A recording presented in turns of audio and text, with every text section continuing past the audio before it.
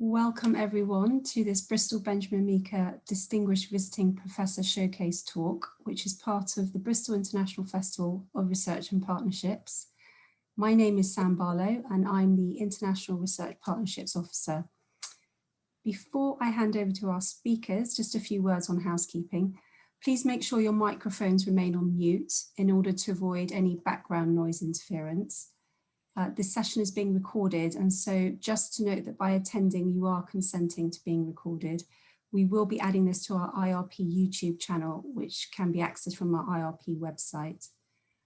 Please ensure that you've added your name rather than being listed as guest, as the IRP team will be monitoring attendees, and we also need to know who is asking questions to our speakers. Please use the chat function to leave comments and ask questions, and we will get to as many of these as time allows at the end of the presentation. We would also ask you to be respectful throughout. We reserve the right to remove attendees whose comments are deemed offensive or derogatory.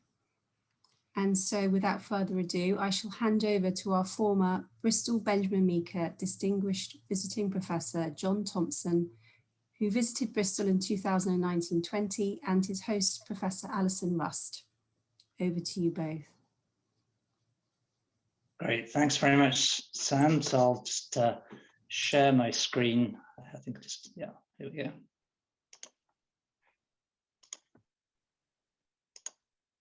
So it should be good.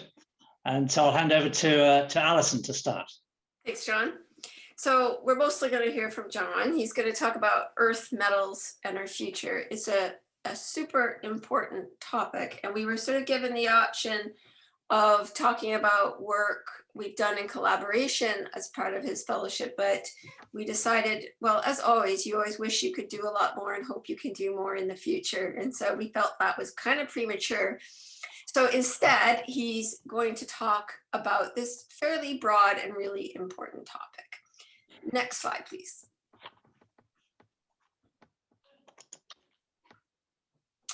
So this is John. You've seen his face through Zoom already. He has an amazing CV, which I will just let you know. I am not going to go through the many people who seek his advice and work he has done. He has a number of affiliations, but I think what matters here is that he's worked in the mineral industry. And from outside the mineral industry, he's also advised a lot. He's also worked within academia, done research and education, and he's a pioneer of mixing the two. So working on advising the mineral industry and working with academics and back and forth. And he's moved back and forth quite a lot himself. A lot of this then feeds into what you see in the bottom box there, sustainable solutions for mineral resources and society. And I actually, I knew John when I was a master's student, which was quite a long time ago, and I'm really amazed he even remembers me. I was an absolute nobody. I don't know how long that has been an important part of his thinking, but it certainly is important now. And he's helping us to see how we can feed into that important topic. Next slide. Okay, this is a slide that actually John put together, so it's sanctioned by him, and it's going over what we get out of the Benjamin Meaker Visiting Fellowship Professorship. So it's meant to build connections and continue with engagement and research. So he did some teaching and he's done some research while he was in Bristol. And an important outcome is that he now has an ongoing role at the University of Bristol. He's the Aegis Professor and Honorary Professor of Sustainable Resources. So he's continuing to do some teaching. He did some teaching this year remotely, and he's also continuing to work with us. And importantly, helping us to integrate earth sciences with societal issues, which is something we just think we could do a lot better. So here's some highlights. As I say, these are highlights written by John, but I agree with him. So it's an opportunity to interact with a broad range of people, both researchers and students, to observe the alignment of diverse interests, earth sciences, resources, responsible mining, sustainability goals, and societal needs. And importantly, to do some research and spend some time in Bristol, which due to COVID, he hasn't come back, but just before this, he's talking about coming in the autumn. So looking forward to seeing him again here. Next slide. So a little bit of context. I'm a volcanologist at the University of Bristol, and Bristol now and for a long time has been really strong in volcanology and also understanding the magmatic systems that are below volcanoes. But we do not have much of a history of studying mineral resources. So things like where we find copper and gold and lithium. But despite this, a decade ago, a global mining company, BHP, funded us to do work in this area. And I think they were actually attracted to the fact that we didn't know very much about mineral resources, but we're really good at some topics that we think matter for where we find these mineral resources. So they thought, well, maybe these people will not be bogged down in old ideas and they'll come up with new perspectives, particularly of where to find copper, which is a really important element for our sort of electrification, greener future we need for wires and all sorts of things. Okay, but despite having worked in this area for a decade, we are not actually, I would say, all that entrenched in the mineral resource research area. At least that's how it feels when we read reviews of our research. And actually, it's important for us to talk to people like John, who actually have seen a lot more rocks than us. They just have seen a lot more of the deposits where we find these resources. And John is a great person for us to talk to, not only because he knows the industry and he knows academia, okay, but also that he's open to a variety of ideas. So next slide, please. And indeed, where we feel there's a huge importance and a huge role for earth sciences is coming up with these sustainable solutions for mineral resources and society. And John thinks about that a lot. And so we really welcome being able to spend time with him and hear from him. And I hope you now will enjoy hearing from him about earth, metals, and our future. To you, John. Great, thanks very much, Alison. It was a very generous introduction. So I'm talking to you today from Vancouver and the west coast of Canada, British Columbia, where it is a characteristically damp day, not unlike probably a fairly typical May day in the UK, which is where I grew up. So I have a strong affiliation still with the UK. So as Alison said, I'm truly an earth scientist. I'm a geologist. I still love rocks and I still enjoy working with them. But over the course of my career, I've got involved in many other things beyond earth science to do with the mineral resources that sustain humans to a very significant degree, and also give us all sorts of issues that we have to think about and deal with in terms of our life going forward. So I'm going to try and touch on a number of these things. It's a very sort of high-level view of some of the important things to do with mineral resources and some of the issues to give you a flavor for what we're trying to discuss here, and hopefully a view of how we might go on into the future. So I shouldn't have to introduce this topic, but the Earth is a very special planet. It's an unusual planet in our solar system. We think it's special, obviously, because it's our home, but it's a very unusual planet in many ways. It's very dynamic. And one of the dynamic aspects of the Earth is, of course, the volcanoes and volcanism and its related liquid rocks, magmas, which is Alison's specialty. And that's what she introduced briefly there in terms of the work that's ongoing at Bristol. It's not only that though, but the Earth, because of all the variety of processes that go on within the Earth and at the surface of the Earth has done this amazing job of concentrating metals. So it's taken metals from all sorts of other sources and areas in the Earth and then concentrated them in small areas, which we often term mineral deposits, which then become mines or extractive sites. And because the Earth did that, early humans were able to recognize the presence of concentrations of metals. And of course, they started using them 5,000 to 10,000 years ago. So this is not a new thing.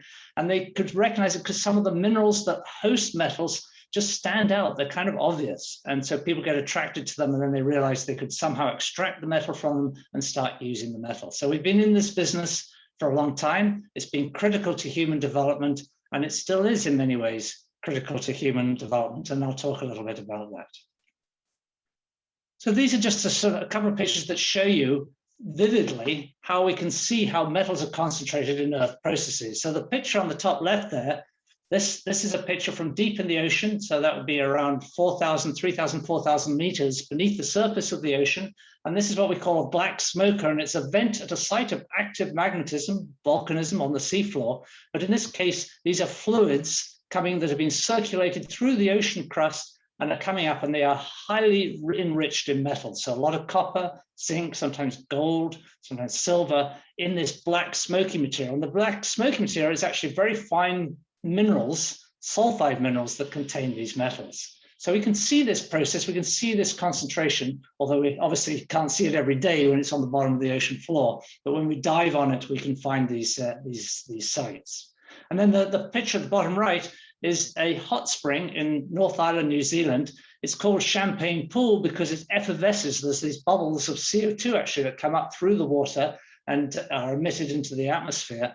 But from our point of view here, the important thing is that this orange scum that you can see around the edge of the pool here contains a very significant amount of gold and silver. It's very thin, so it's not of commercial interest, but the processes that are going on here have enriched that scum with gold and silver. So we can actually see that the Earth has this ability to concentrate metals into small areas at economic levels or concentrations. Going back to the volcanoes that Alison was talking about, we can also see this process actively in volcanic sites. So this is a volcano, White Island. Unfortunately, it's well known. It's in Maori, it's called Whakahari, and it's well known, unfortunately, because of the tragic eruption that happened in December 2019, which killed a number of tourists and guides who were there at the time. So before that, it was very popular, and eventually I suspect people will go back to visit it, but it was a very popular site to visit, and I visited there a few years ago, and we were able to walk around in the crater here. When you approach these very high temperature vents, this material, the gases coming out of the volcano here are very nasty. You wear a gas mask so you can be safe close to them, and extremely high temperature, up to 800 degrees centigrade as they're coming out. And previous workers, a fellow called Jeff Hedenquist and others, a number of years ago now, looked at these vents and calculated the amount of metal that was being transported by these vapors out of the ground. And it's a significant amount. 300 kilograms of copper every day is being emitted out of this volcano. And other workers in other volcanoes, and many since then, have documented similar kinds of processes around the world. So we know that volcanoes, the magmas, the liquid rocks within them, and the gases and vapors that they then release can carry significant amounts of metal. And if you can add 300 kilograms per day over a series of days, you can quite quickly get to the volumes of copper, the amounts of copper that we now mine in some of the world's large copper mines. So we can see these processes active, and then we can try and work out how they were active and how they worked as we go back into geological time. So why is that important? Why are metals important? Well, I've said they sustained humanity, if you like, the early humans through the Bronze Age, the Iron Age, through to the Industrial Revolution. And what this little diagram does is it depicts that growth in metal use over the last 350 years.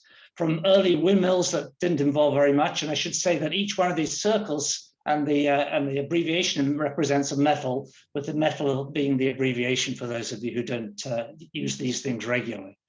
So yes, 1700 windmills. By 1800s, we had steam engines, more metals. By 1900s, we had the first cars, the motor car, more metals. And of course, now we go into the modern life with everything around us and surrounds us is based to some degree on metals and other resources that come from the ground. And this is particularly important now because, as depicted in this diagram, you can see the top right there, we have pictures of solar panels and windmills. So that's clean energy technology. And these are very important consumers of metal. In fact, they wouldn't work without them. And so it's critical that we have those metals and we can find more of them, as I'll explain.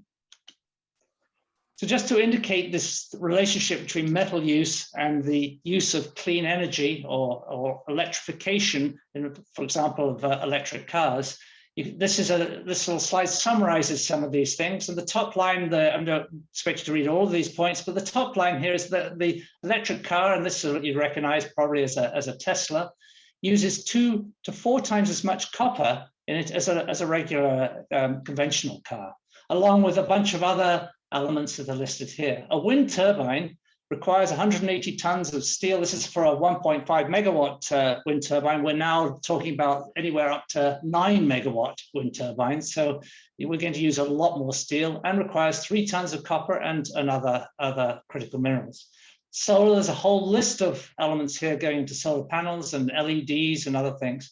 And all these pictures around the outside of this slide here depict the use of electrification, electric motors, and therefore batteries, to drive these various pieces of transportation and to support, obviously, wind farms, solar farms, etc. You might notice this picture here. This is a float plane in Vancouver, very close to where I live, and it flew over a year ago now for the first time, powered by an electric motor and batteries. And there have been a number of other now experimental flights carried out over reasonable distances. This particular one will have a range of about 100 kilometers, which is actually quite good on the west coast of Vancouver, because we have a lot of communities scattered up the coast, and they can be reached quite easily by a float plane powered by an electric motor. So this all suggests that we're going to need a lot more metals, a lot more mining and a lot more metals to produce all this electrification, electric vehicles and so on. And a number of people have tried to assess just how much are we talking about here. And the World Bank in 2017, and then in a follow-up report in 2020, attempted to calculate the amount of metal that would be required to build out enough clean energy and electrification of transportation to mitigate climate change. In fact, to maintain climate change at a maximum of 2 degrees centigrade by 2050.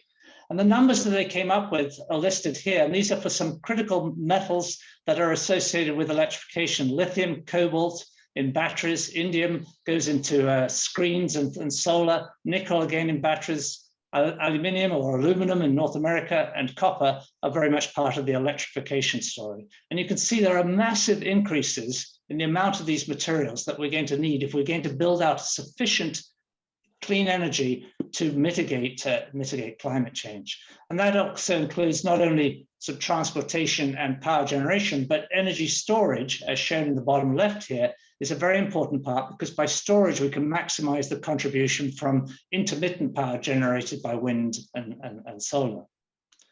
And then just this week, actually, the beginning of the week, the International Energy Agency, IEA, produced their own version of a similar kind of analysis. They did a slightly different approach, and I'd recommend anybody who's interested to acquire this report. You can get this report shown on the top left online and read some of the details. It's some 250 pages long, so there's a lot of information encapsulated in that report.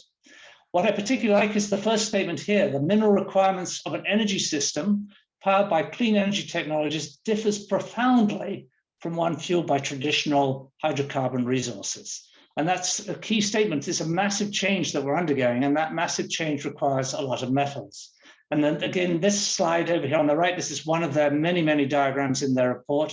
They show again the increased amount of lithium, graphite, cobalt, nickel, and rare earths required to meet this energy requirement.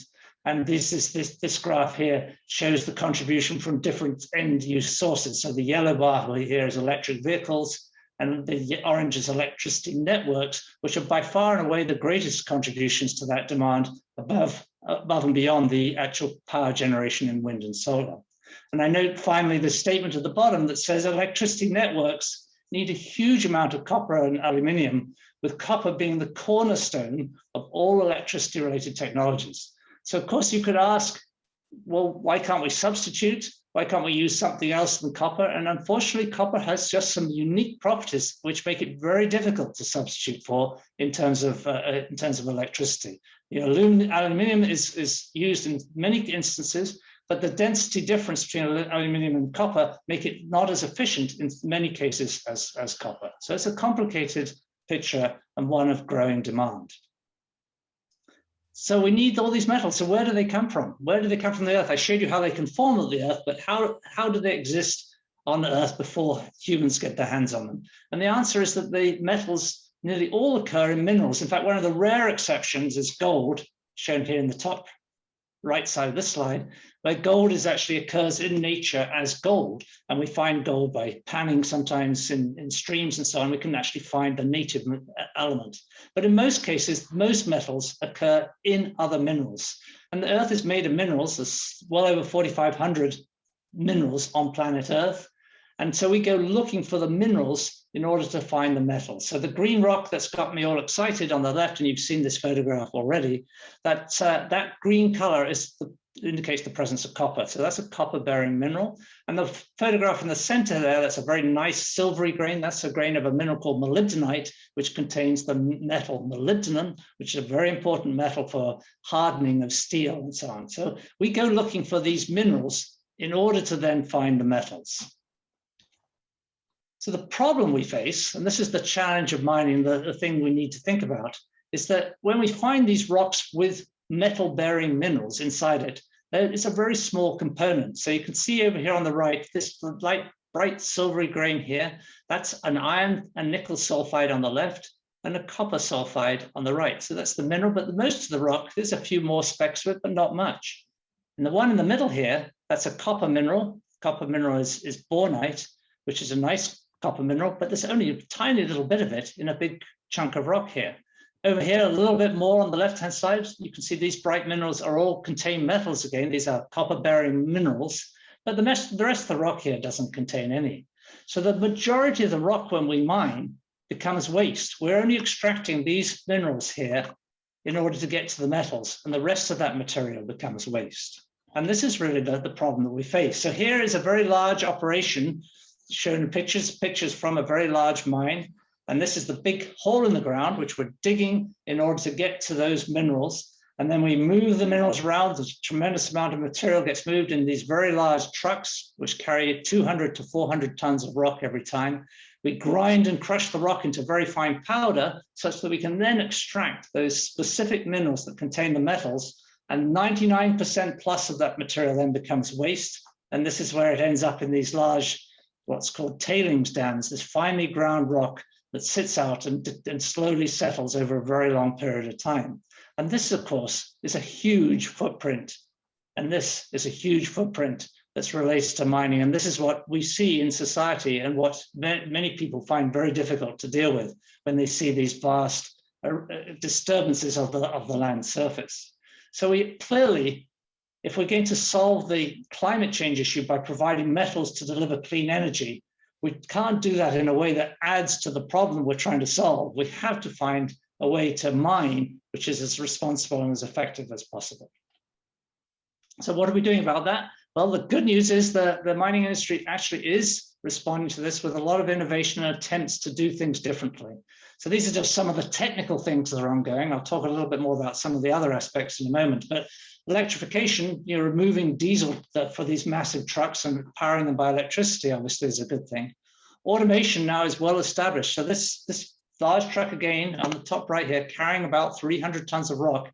As you may be able to see if you look carefully, there's no driver. And that's because these are now driverless trucks, and so they're automated. And automated trucks are actually more efficient and are driven better than human-driven trucks. That may be a bit of a surprise for some of you, but it's a true statement. They're driven very consistently when they're automated, and that reduces their energy consumption. In fact, the Caterpillar that makes the particular truck in this picture here has introduced autonomous trucks about 7 or 8 years ago now, and they've now carried over 3 billion tons of rock in automated trucks, and they've driven the equivalent distance from going to Mars and back. So this is now a well-established technology. I mean, we worry a lot about autonomous cars, driverless cars and so on, but we have these trucks now driving around in these large holes in the ground, consistently doing the job. The other thing we can do is we can improve selectivity. And what I mean by that is that we can extract the rocks that contain most of the metal-rich minerals and not process the rocks that have less. And we're doing that by putting sensors right on the shovel. So here's the shovel that digs 90 tons of rock in one lift and drops it into this truck. And it now has sensors on it that detects the concentration of the metal in the rocks that are actually being picked up off the ground. And by doing that, we can make sure that we only work on the rocks that contain the metals, and we don't work and don't crush and grind and use all this energy to break up rocks that really don't contain metals. And that allows us to be a lot more efficient and to generate less of that fine-grained waste material that I showed you previously. And to do that, and to be able to do that well, we need to understand the rocks. So this is where the link is, to me, is back to the earth science and the important work that people like Alison and others do in earth science in Bristol, is to understand the rocks and the nature of the rocks and the nature of the minerals. And we use a whole array of different tools to try and probe the rocks down to the nanoscale, micro and nanoscale, in order to understand where the metals are, and therefore how we can better get those metals out of the rock. And we then capture all that information through this chart here. You can see we captured all this information at a variety of scales, build it into charts and data, and then use even machine learning and other technologies to try and put together a picture of what the material looks like in the ground before we mine it, such that we can then design and operate a more efficient and more effective and cleaner mine in the future. So it's building our understanding of the earth that is a very critical step. And ultimately, that allows us then to become a digital industry, just like any other industry. Don't think of mining as being a digital industry. Mining is about shifting vast amounts of rock, but we now are rapidly becoming a digital industry where everything is sensed. We have sensors everywhere. We have a lot of data and information. We use advanced data science techniques to try and incorporate and use that information. And you can see here in the center of this picture, this is an operational center in Perth in Western Australia, and it's operating, this operator here is operating equipment some 2,000 kilometers to the north of where this center is located, because you don't need to be on site necessarily if everything, large parts of your processes are automated and can be run digitally. And the ultimate end product then is to produce the metal, and we can now do that in some cases right at the mine site. And this is a sheet of copper. So if you think back to those little grains I showed you of copper in the rock, that's gone all the way through a process and ends up as these sheets of metal that then can be shipped and used to make into the products that we routinely need. So that leaves us still though with this waste challenge. So the waste challenge, for grinding and breaking all these rocks, piling them up, the waste on one side, or grinding them through and releasing them as ponds, these tailings ponds, is a major problem that the industry has generated and has to deal with. And it's become particularly apparent, I mean, it's always been an issue, but it's become particularly apparent in the last 10 or 15 years because of some very nasty accidents that occurred. And there are 3 examples shown in this slide here. The Mount Polly, which is not far from where I'm talking to you from, in British Columbia in Canada, and then 2 in Brazil, Samarco shown top right, and Brumadinho in the middle here in 2018. This one, Brumadinho, was particularly bad because it killed some 250 people. It is, unacceptable is the word I use in this slide, and there's absolutely no question about that. The mining industry cannot and should not be responsible for accidents of that kind of magnitude, or any magnitude for that matter, that endanger people, whether in the mine site or even worse, probably in the communities, the people who live around the mine site. This accident focused the attention, fortunately, of the mining industry, and a group of major organizations representing mining, the UN, and the Principles of Responsible Investment got together and formed a group that then undertook a very large analysis and released a report in August 2020, so just 9 months ago, called the Global Industry Standards on Tailings Management. And this was an attempt to really work out how we should do this job better, how we should deal with tailings. And ultimately, of course, the end goal from this work, and certainly from my perspective, is to remove tailings completely, to find a better way to process the rocks that doesn't release such a large amount of this very fine tailings material that then can escape into the environment. So this is a good step, producing this report. It was an incredible collaborative effort with scientists, engineers across many countries who worked collectively on this report. And it's a good step forward, but now we have to implement it and work out how to go beyond it in order to do a better job. So I'll go back briefly to this report I mentioned from the International Energy Agency, and they noted, amongst many aspects in that report, they drew attention to the climate and to the impact on climate of mining. And on this graph here, these purple bars represent the CO2 emissions per ton of metal for various different products. So iron, steel, zinc, copper, lithium, nickel, aluminium, and cobalt sulfate. And the purple bar here is what's released during processing, and the dark purple at the bottom here is what's released through mining. Regardless of where it comes from, these are significant numbers. So we are generating, in order to generate the metals that we're using for clean energy, we're generating a significant amount of CO2, which then obviously adds to climate change. So a lot of people have drawn attention to this. This is not a new observation. We've known that this is a problem. And so, it's been in the media in occasions that people have suggested that perhaps clean technologies, clean energy technologies are really not very good because they result from all these emissions. And it's true, but fortunately, the International Energy Agency has done a nice comparison, which is shown over here on the right. And it's very clear that the emissions, the net emissions from the whole thing, if you look at the whole thing in terms of electric vehicles, we're still much better off having electric vehicles in terms of total emissions than we are using conventional fossil fuels. So that's reassuring, but we still have the issue of emitting a lot of CO2. So clearly, we need to address that issue in mining. We cannot be part of the problem and at the same time sort of clap our hands together and say we're the good people who provide the metals that are solving the problem. We very clearly have to address that emissions case. So one solution to the emissions and the power needed for mining, of course, is to reuse renewable energy technologies in order to produce the power that we actually need for mining. And this is a work in progress. It's beginning to be rolled out around the world in a number of mines. And there's a few examples here. The top right is a diamond mine in Canada in the Northwest Territories, which has a wind farm now associated with it. On the far right-hand side here, this was an old mine site, a waste rock pile, which is now being converted into a solar farm that's in southeastern British Columbia, also in Canada. And that now provides most of the power for the town that was originally built to service the mine. And over here, the one on the bottom right here is a very interesting one. It's a picture of the Raglan nickel mine in the northeastern Canada, very far northern Quebec into the high Arctic. And this mine now has a wind farm and a very innovative conversion of some of the wind energy into hydrogen, which is then used as a hybrid addition to natural gas and other power sources that operate the mine. So some really interesting ways to try and make the energy more efficient and to make it cleaner and greener, that then powers the mines, that then produces the metals that we need for clean energy technology. So I said this is a work in progress. There's a lot still to be done, both to reduce the amount of energy we use, to use more electrification within mines, and then to add renewable energy as a significant component of the power consumption in mines.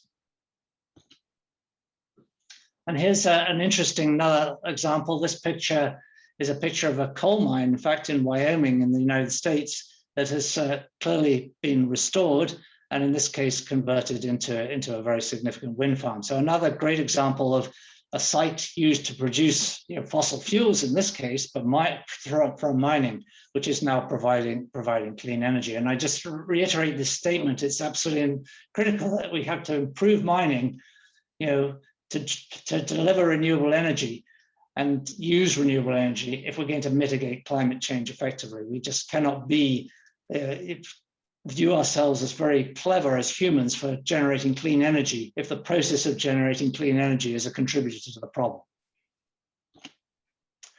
So that takes me to the last thing I really want to talk about. I've talked about the metals, the processes the Earth forms, how it concentrates metals, how we as humans mine them currently, and the challenges that are associated with that process, and the hope that we can start to technologically change mining to make it less invasive, to increase the footprint, reduce the energy, and so on. But the big issue that really faces mining is what's called ESG, or environment, social, and governance. And I raised the question as to whether this is really the true Achilles heel of mining. So what am I talking about here? I'm talking about the development of operation of mines, which are only allowed to exist, are conditional on plans that have to be approved by the jurisdictions they work with, and performance. But it's not just about the governments. It's not just about governments that approve plans. It's also about the people who live close to them, the local communities. And if the local communities don't support the mining operation, aren't in agreement with it, or at least tolerate it, then the truth of the matter is that the mining will not happen. It's increasingly the case that opposition is such that in many cases we have rejection of plans and enough people on the street objecting and so on, such that the potential mining operation gets delayed. In some cases it gets cancelled and existing mines get closed due to the opposition from people. And the key issues in terms of this ESG kind of set, which is the environment, social governance space, if you like, is often around water. Water is a touchstone issue for many people, and you can understand that if you were suddenly told that a mine was going to be built near you and you had the view that that was going to somehow contaminate the water that you use to drink with or the water that you use for agricultural purposes, you're not going to be in favor of that mine. People don't like disturbance, the amount of machinery and equipment, the digging of holes and so on. Obviously, that's not a pleasant thing to live with. Biodiversity loss, in local communities, indigenous communities particularly, rely on their biodiversity in the area in which they live for hunting or for other reasons, fishing, etc. So biodiversity loss is huge. And last but not least, heritage is extremely important, again, particularly for indigenous people. So these are fundamental issues that bring mining in face-to-face with communities, and in some cases leads to absolute clear opposition. So how does the mining industry address this? Well, it has followed and for a number of years pursued the concept of obtaining a social license to operate, or the approval of the people in the area to do what they do. And that's a term that's widely used. It's not in some ways a very good term because it implies that you've actually been given a certificate, a written document that says, yeah, you're good, you can mine. And that's actually not really what happens. It's really an ongoing process from the first arrival on the ground. So the first geologist, earth scientist who shows up and meets the community, and for example, here's exactly what's happening, and are talking to the local people and beginning to build a relationship with those people, listening to them, trying to understand what it is they want and what it is they will accept in order for any potential mining operation. So for indigenous people, this has now become a very well-identified challenge, and it's now involves many people, social scientists, political scientists, and so on, and it's governed to some extent by two principles that I've used the acronyms for here on this slide. So this is the UN Declaration of the Rights of Indigenous People, UNDRIP, and this FPIC stands for Free, Prior, and Informed Consent. And these two principles now guide the interaction of the mining industry and any other industry, any other sector, in their relationships with Indigenous people. To address the issues, this requires an immense amount of time and effort, as I said, involving experts in this area, social scientists, to do community consultation, and then to build a landscape scale assessment of what the mine will look like within the landscape. And a landscape scale assessment not only includes understanding things like the hills and the water, the rivers and so on, and the biodiversity, it includes understanding the role of humans and how the communities within that landscape exist and what's really important to them. So beginning to understand and build that picture is now, again, a prerequisite for mining. And I draw attention to it from an earth science point of view because a number of the pieces of the puzzle here are produced by earth scientists. Understanding things like the climate interaction with the rocks and the water is an earth science challenge and issue. And so there's a lot of scope for earth scientists to be involved in trying to operate at this interface between science and society, between scientists and local communities and so on. And that requires a very different set of skills and different training than we normally get in our education to be scientists. The ultimate goal is to walk away from this with resilient communities that last after the mine. Mines are only a temporary thing. It may be from many years in terms of a human lifespan. It could be as much as 100 years, but many mines are 10, 20, 30 years in terms of their existence. So they're not permanent features. And so it's incredibly important that they don't disturb and disrupt the local people and then walk away and leave them with a problem that's lasting. So clearly the mine has to be set up in a way that leaves no footprint at the end and provides a future for the communities who are present there to go beyond the mine. And that requires concepts around shared benefits. And for example, the energy sources and the water that's used in the mine, some of that development of energy and water should be available for the communities as well, such that they can continue to use that long after the mine has gone. And ultimately, develop an independent, economy, independent prosperity, whatever it is that they desire in order to meet their long-term existence. It's a big issue. So just to close, just to make the point that the Earth is an amazing planet, and it's done this incredible job of concentrating metals. Not just some types of metals, some metals are concentrated in brines in the ground, and we can actually even extract metals out of that. And that's the case for a lot of the lithium that we need for lithium-ion batteries in cars. So we have an abundance of material. In fact, we're not going to run out of metals on our planet, even though our planet is a finite mass. We've got a lot of material still that will give us the metals we need for a considerable time into the future, if we're clever about how we use it. But the real issue in terms of availability for clean energy and for electrification of vehicles is not so much the abundance and presence of the metals, it's how we interact with people in order to do the job, and how well we can do the job of getting the metals out of the ground. The ESG piece that I just talked about, that is really going to govern whether we have a consistent supply of the metals that we need in order to build more wind turbines or electric cars or whatever it may be to make the world a cleaner and better place. We're going to have to do a much better job actually on the ground in terms of the social and the governance part of the mining equation.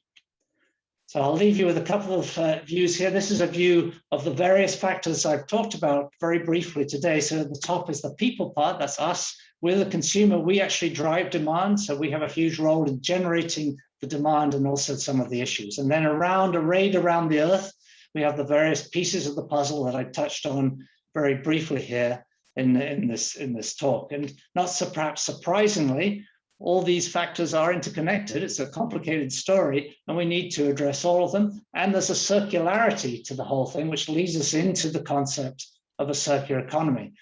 Ultimately, that's where we want to get to. We want to get to a circular economy where the metals we mine and recover are in use essentially for as long as possible, ideally permanently, but certainly for as long as possible, being replenished by some additional input probably from time to time, but in a way that does not disrupt the circular economy that we're striving for. And in order to get to that, I've touched on this before, and of course I'm completely biased as an earth scientist and supporting earth science at the University of Bristol, is understanding the earth is a fundamental piece, whether it's understanding how the earth concentrates the metals, or whether it's understanding the interaction of our climate with the earth and with the water and so on that we need. All of that requires a deep understanding of the earth if we're going to do a better job of providing the metals that we need and leading us eventually to the circular economy, the reduce, reuse, reuse, recycle concept, which comes right back, of course, to us, because we are going to be the drivers of that. It's humans who are going to make that part work as much as it is the mining industry. So I'll leave you there. Thanks, John. So if anyone has any questions, you can type them in the chat. Oh, okay. Actually, I was going to start with one, but there is one there. How do you balance leaving no footprint with that challenge on fine-grained waste? It's a great question. So there's two ways you could do it. I mean, there's a lot of thinking, a lot of work going on into this, but there's two principal sort of end games that you could do. One is that instead of making big holes in the ground that remove a lot of waste material, you actually do underground mining. That's not a new idea. We've always had underground mines, but underground mines tend to be quite small. So these would be big underground mines. And the concept would be to do the mining, processing and so on, and then return the waste rock to the underground. Instead of putting it out in big ponds on the surface, put it back and to rebuild, if you like, the space that you've created. So that's happening. It's a kind of work in progress, but that is happening. Even better than that would be to find a way to put some very clever fluids into the ground that dissolve those tiny minerals containing the metals and bring the metals back up to surface. And that's also beginning to happen. There's a couple of places now in the world where that's actually is being developed as a process. And that offers a completely different future with no surface disturbance. It does, however, raise an issue about what happens to the water, that liquid that you put into the ground. And so you've got to be able to manage that very effectively. The last thing you want to do is create massive contamination of all groundwaters in the process of recovering metals. But we think we can do that. We think there are ways to do that. It's going to take a lot more effort and a lot more analysis to make sure that that can be done. But certainly that would offer us a waste-free recovery of metals, which is highly desirable. And probably the third piece I've already touched on, which is obviously to recycle more. We need to do that, and that has many challenges, which is another talk that's beyond this one, but it's still the ultimate goal. You showed some predictions of what we think the metal need will be in the future.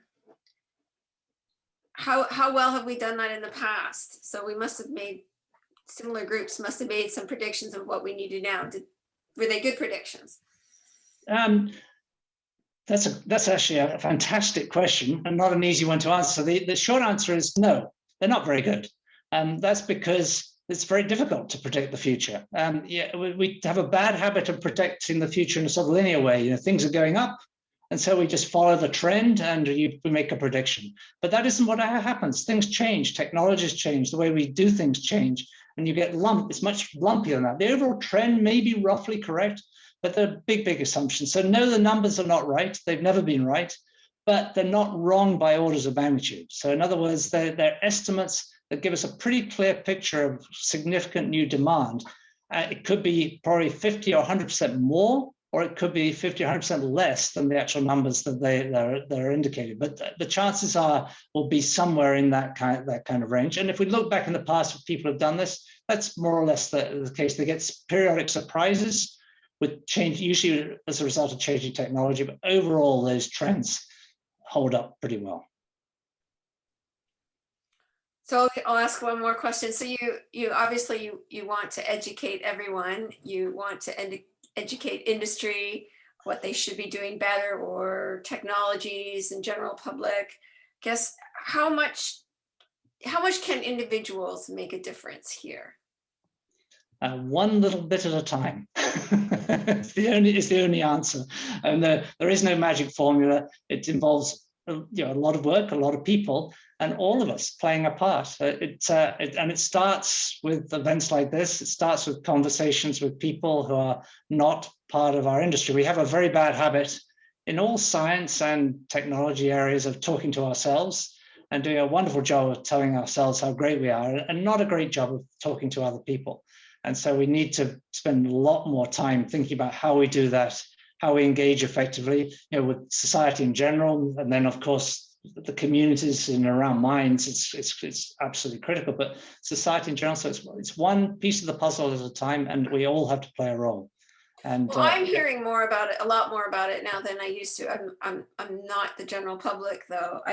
Do you have a sense that progress is being made? Do school kids in British Columbia, where you are, which is a place where there is mining, do they understand this picture? Yeah, some, yes, and I give a lot of talks to school children. So and actually I've done it virtually for the last year. So I've been in virtual classrooms talking about these kinds of topics, and they are super interested. And in British Columbia, yes, because we have mines, it's a little more sort of relevant. Many people might know somebody who is involved in some way in the mining industry, not necessarily directly as a miner, but a service industry or a financial institution that supports mining. So there is a greater link and a greater understanding here. There's a lot of opposition to mining as well in British Columbia, as there is in many places. And so this attempt to try and bridge the gap between the views of the people who don't like it and why, and understand their perspective, with the people who feel that it could be done better and it's going to be very important for the future. Getting that conversation to happen is a big part of it. And I agree with you, actually, it's happening. There are many more good conversations going on than there were in the past, but we've got a long way to go. You're optimistic, I think. I usually am. All right, I think we could stop there. Anyone gonna quickly put something in the chat to ask a question? I don't think so. So I think we'll end it there. Anybody, right. Samantha or anyone want to come in? But I think we can thank everyone for coming, and I hope you learned something. Thanks, John. Yeah, well, thanks very much. A pleasure to do something for the University of Bristol, and I hope to be doing it a little bit more in person in the not too distant future. Definitely. Yeah, look forward to seeing you all.